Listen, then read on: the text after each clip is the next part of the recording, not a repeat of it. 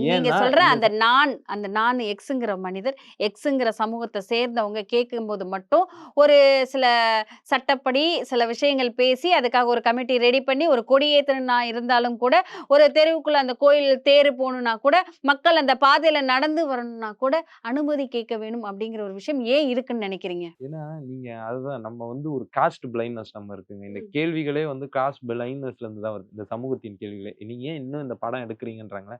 சாதிய வந்து கண்டும் காணாம போறதுனால, அவரு சாதிய வந்து கைவிட்டுட்டாருன்னு அர்த்தம் கிடையாது. அவரு கண்டும் காணாம போறது மூலம் என்ன சொல்ல வர்றாருன்னா, நீ இந்த விஷயங்கள்லாம் கண்டும் காணாம இருன்னு எனக்கு மறைமுகமா சொல்றாரு. மாறா, அத தாண்டி நீங்க பார்த்தீங்கன்னா, இது ஏன் இப்படி நடக்குதுன்னா, அந்த டீப் ரூட்டட் காஸ்ட் கான்ஷியஸ்.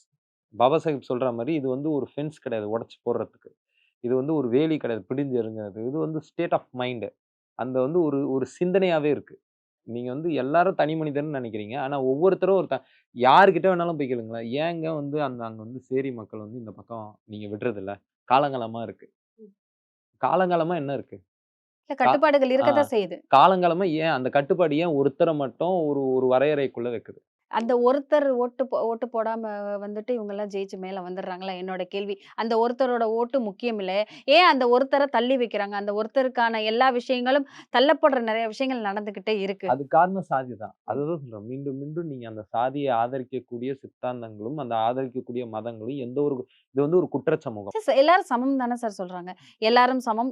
எல்லாருக்கும் எல்லா வகையான எல்லா இப்ப விஷயங்களும் இந்த கிடைக்கும் படங்கள அப்படின்னு. விமர்சிச்சு பேசுறவங்க கூட என்ன சொல்றாங்க, ம். "நான் எல்லாரையும் நண்பர்களா பார்க்குறோம். எல்லாரையும் இதுவா பார்க்குறோம். இவரு தான் வந்து இந்த மாரி படம் எடுத்து சாதிய பிரச்சனைய தூண்டுறாருன்றாரு."